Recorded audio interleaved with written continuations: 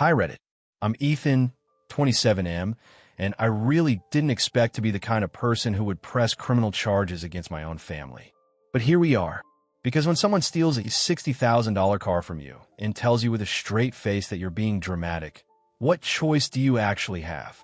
Let me back up. I bought a Tesla Model 3 2 years ago. Not on a whim. I worked my ass off. 2 jobs, side hustles, skipped vacations, skipped Uber Eats for a year. Real grind mode. I've been obsessed with Teslas since college, and when I finally hit my savings goal, I cried when I signed the papers. Not because I'm that emotional, but because it was the first thing in my life that was 100% mine. Not my parents', not shared with roommates, not leased, just mine. I kept it clean, garaged it, tracked every software update. I treated it like people treat purebred dogs, probably annoyingly so. My family? They never really took it seriously. My mom called it Ethan's little spaceship. My dad said it was just a fancy golf cart. My younger sister, Alyssa, used to roll her eyes and say, "No one actually cares about your toy car, bro." Whatever. I didn't need them to love it. I just needed them to leave it alone. But they didn't. About 6 months ago, I let Alyssa borrow the Tesla once. She'd just broken up with her boyfriend, was crying on the phone, and needed to get out of town for a weekend to clear her head. I hesitated. She's not the world's best driver, but I gave in. She promised she'd be careful. And shocker, she wasn't. She brought it back with curb rash on the rims, no battery charge, and sand everywhere. Did she apologize? Nope. She said, "You're lucky I didn't crash it. That car drives itself anyway." I was pissed, but I let it go. Dumb move. Fast forward to a month ago. I left the car in my parents' place while I was traveling for a work trip. 3 days in, I get a call from my neighbor back home. He says, "Hey man, I saw your car in your sister's driveway. Thought you were out of town." I thought he was mistaken, until he sent me a photo. It was my Tesla, parked, dirty, with new pink butterfly stickers on the rear window. My stomach sank. I called my parents. Mom answered, "Oh, Alyssa's just borrowing it again. You weren't using it." "What the hell are you talking about? She doesn't have a key. We had a spare. Why would you give her MY spare?" She sighed, like I was bothering her. "Ethan, relax. She needed it for errands. You're being controlling again." I flew home the next day. The car wasn't in the driveway anymore. It was gone. I drove straight to Alyssa's. Saw it parked out front, covered in dents. No, not dents, one full-on scratch across the passenger side door. I knocked. She opened the door, chewing gum, holding an iced coffee, in pajamas. "Oh, you're back early. Give me the keys. Now." She laughed. "It's kind of too late for that." "What?" "Mom and Dad transferred it to me while you were gone. It's in my name now." I thought she was bluffing, so I checked the DMV portal that night. And guess what? Title, Alyssa Morgan. Registered address, my parents' house. She'd actually filed for a title transfer, and my parents witnessed it. I confronted them, screaming, shaking. And you know what my mom said? "Well, technically you left it with us, so you gifted it. That's how it's legally recorded." I felt like I was hallucinating. They tried to gaslight me. My dad pulled the whole "you've always had anger issues" card. Alyssa said, "If you cared so much about it, maybe don't leave it behind." Like I abandoned a bike at a park, not a $60,000 vehicle. I went home, didn't sleep, called a lawyer the next morning, told him everything. He said, "You're going to hate this, but they actually found a legal loophole. Apparently, because I left the vehicle on their property and there was no written agreement about it, they filed a fraudulent, but technically passable title transfer, claiming it was gifted to a family member." Disgusting, but not bulletproof. Because guess what? I had a camera. My garage cam, synced to my cloud account, clearly showed me parking the car and saying out loud on video, "I'm leaving it here for 3 days while I'm in Denver. No one's to touch it. Time stamped. Location verified." I sent that to my lawyer. He smiled and said, "Now that's intent. Let's take them down." By noon the next day, I had a police report filed. Fraudulent title transfer. Vehicle theft. I gave them all the documentation. Proof of purchase. Maintenance records. Insurance tied to my name. Video of me stating I was temporarily storing the car at my parents'. Screenshot of text where Alyssa admitted she borrowed the Tesla. The officer looked over everything and said, This is cleaner than most of the messes we see. We'll take it from here. I wasn't expecting an arrest. I wasn't looking for handcuffs. I just wanted my damn car back. But the moment I left the station, I knew this was going to be uglier than I thought. Because as soon as I got home, my phone started blowing up. First call, my mom. Ethan, what the hell did you do? Me. Well, I should have done the second you lied to my face. You're seriously calling the cops on your own sister?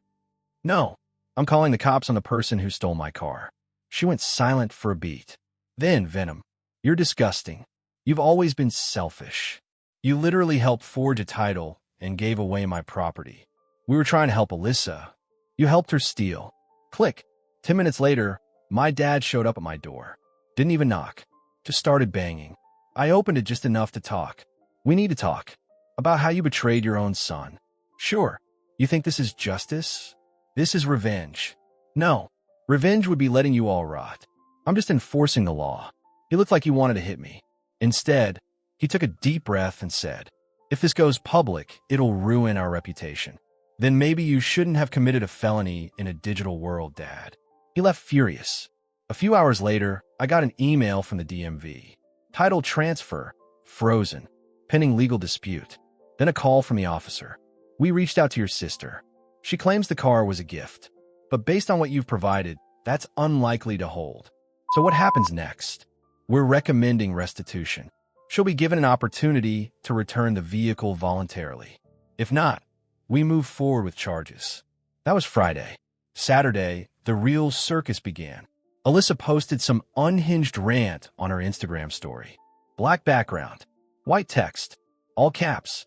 Imagine your own brother calling the cops over a car. Guess family means nothing to some people. Then a picture of her next to my Tesla. Caption, say goodbye to your precious toy, loser. I didn't respond. Didn't DM her. Didn't even comment. I just screenshotted everything and sent it to my lawyer. He wrote back, she just made this easier. Monday morning, her bluff got called. Hard. The officer showed up at her apartment, politely informed her she had 48 hours to return the vehicle or charges would proceed. She texted me, finally, are you really doing this? I replied, you did this. I'm just responding. She said, you know this is going to destroy our family. I stared at the screen. And yeah, that part hurt. Because for a split second, that guilt they'd all been shoving down my throat started bubbling up again. Maybe I should just let it go. Maybe it's just a car. Maybe they're right. But then I remembered what it felt like to see my name gone from that title. Like I'd been erased from something I earned. And I texted her back. No, what destroyed this family was thinking I wouldn't fight back. Tuesday afternoon, I got a call. Officer, car's been returned. Undamaged, mostly. You want to double-check everything.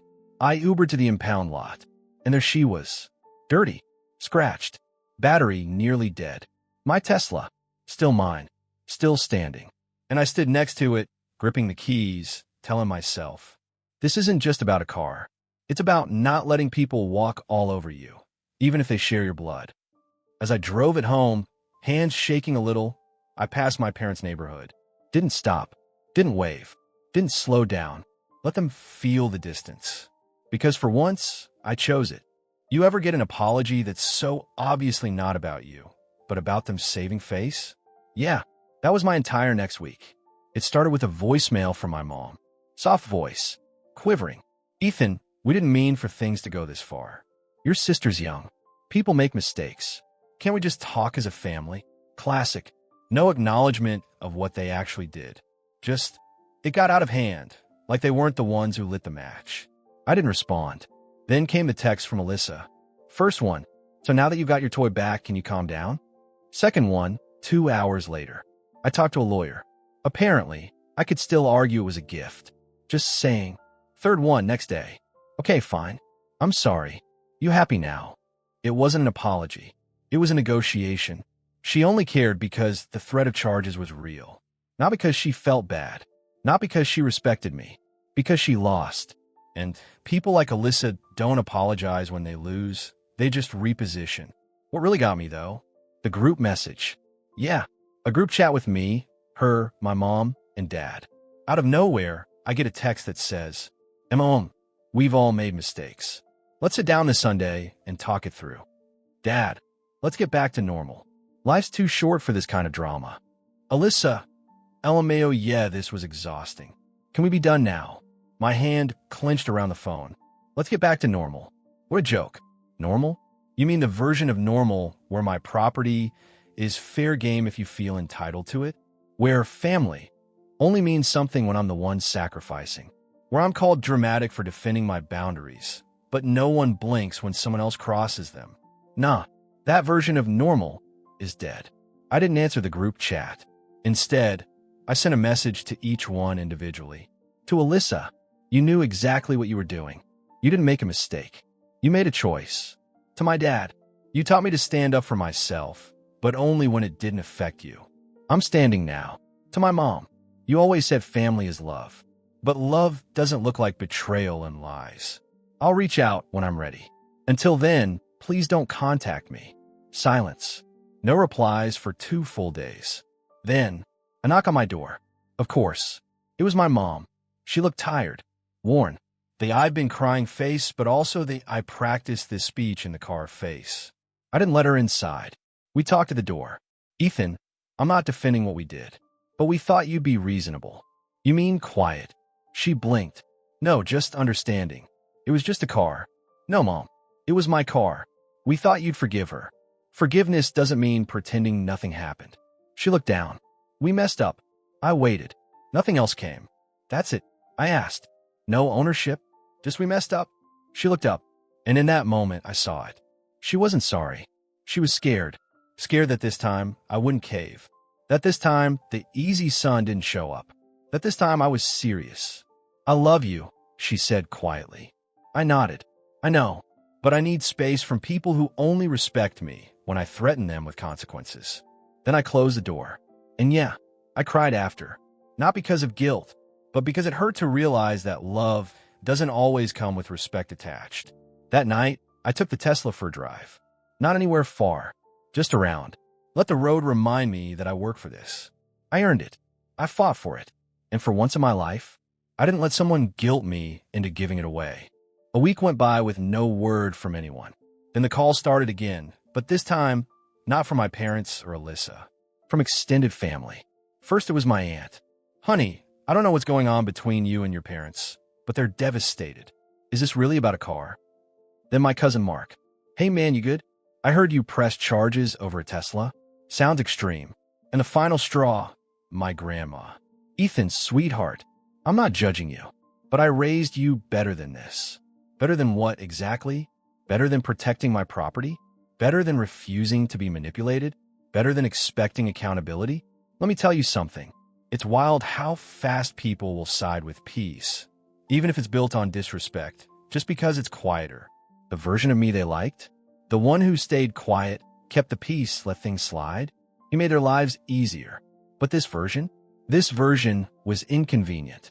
This version said, no, you don't get to rewrite what happened. No, you don't get a hug because you cried after committing a crime. No, I'm not coming to dinner and pretending we're all good. And for that, I became the difficult one. I'll admit it. It got to me. For a couple nights, I just sat there wondering if I'd gone too far. It was just a car, right? They're my family. People screw up. Maybe I could have handled it more privately, more gently. Maybe I was making this bigger than it had to be. But then I opened my email inbox, and there it was. A copy of the original forged title transfer paperwork. The one Alyssa submitted. It had a checkbox labeled, gifted with full consent of previous owner. She checked it, signed it, had my parents sign as witnesses. That wasn't a mistake. That wasn't emotion. That was strategy. That was theft. And suddenly, I didn't feel so bad anymore. Later that day, Alyssa messaged me again. You happy now? I'm paying fines. Dad's getting hit with tax stuff because of the car transfer. You ruined everything. I stared at that text for a long time. Then I wrote, I didn't ruin anything. I just stopped letting you play the victim after committing the crime. She left me on read. 2 days later, my dad called. First time since our front door standoff. He didn't yell, didn't guilt trip me. He just sighed. So, is this how it's going to be now? What do you mean? You. Over there. Us. Over here. No talking. No holidays. No nothing. I guess that depends on whether you think what you did was okay. Silence. Then, it was a mistake. No, it was a choice. A mistake is forgetting a birthday. You signed paperwork to steal from your son. You left the car with us. You didn't say, "Stop. Just stop." If you're calling to justify it, don't. Fine, he snapped. Then enjoy being right. Alone. And he hung up. For a second, I almost called back. Almost apologized just to end the tension. Almost fell back into that old reflex of keeping the peace, no matter the cost. But then I looked around. At the apartment I paid for myself. At the car I fought to get back. At the version of me that finally didn't fold. And I sat with the silence. Not because I liked it, but because I earned it. I've started calling it grief guilt. That feeling you get when someone hurts you, and you're the one who feels bad for not forgiving them fast enough. It's sneaky. It whispers. Be the bigger person. They're still your family. Don't throw it all away over one fight. But then it forgets to ask, and what are they doing to fix it? Because so far, I haven't seen a single sign of actual change. Just noise. Just PR damage control. Just people upset that I reacted, not that they did something worth reacting to. So yeah, I guess this is how it's going to be. Not forever, maybe, but for now, I'd rather be the villain in their version of the story than the doormat in mine. It's been 2 months. No birthday texts. No random check-ins. No invites to Sunday dinners. And honestly, I've never felt this clear. Not bitter. Not angry. Just done. I kept waiting for the moment where it would hit me. The guilt, the loneliness, that aching voice in my head saying, was it really worth it? But never came. Instead, I've had mornings where I wake up without dread. Nights where I sleep without rehearsing arguments. Days where I walk past my car and feel proud instead of violated. People say blood is thicker than water. But here's the full version of that phrase. The blood of the covenant is thicker than the water of the womb. Translation? Chosen loyalty is stronger than inherited obligation. See, I've got friends now who ask before borrowing anything, even a charger. A coworker who brought me coffee because she knew I was working late. A neighbor who helped me move furniture just because I looked tired. None of them share my DNA, but they all understand respect better than the people who raised me. A couple weeks ago, Alyssa posted some quote on her story. Family is supposed to be your safe place, not your battleground. The irony made me laugh out loud. Then I blocked her, not out of anger, out of peace. Because when someone shows you they don't know how to treat you, you don't argue. You exit. Then, last Friday, I got a letter in the mail. From my mom. Handwritten. 2 pages. Neatly folded. She didn't beg. She didn't defend. She just said, "You were right. We crossed a line we had no right to cross. We thought being your family gave us privileges, not responsibilities. We were wrong." She ended it with, "I miss you, and I understand if you don't miss me." I sat with that letter for a long time, because it was the first time anyone in my family had taken full responsibility, with no deflection, no guilt tripping, no backhanded, but you also, just honesty. And that's rare. I haven't responded yet.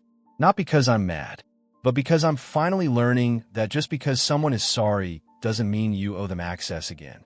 Forgiveness and reconnection aren't the same thing.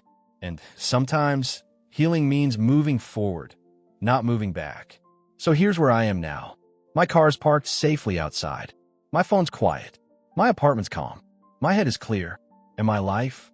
It's mine again. Not shared. Not manipulated. Not handed over out of guilt or pressure. Just mine. People keep asking me, would you ever talk to them again? Here's my answer. Maybe, but it'll be on my terms. And only if they understand that what they did actually mattered. Because love without respect, that's not love. It's ownership. So yeah, they wanted me to move on. And I am. Just not the way they hoped. Not by pretending it never happened. But by building a life where things like that don't happen again. I didn't tear this family apart. I just stopped pretending it wasn't already broken. See you later.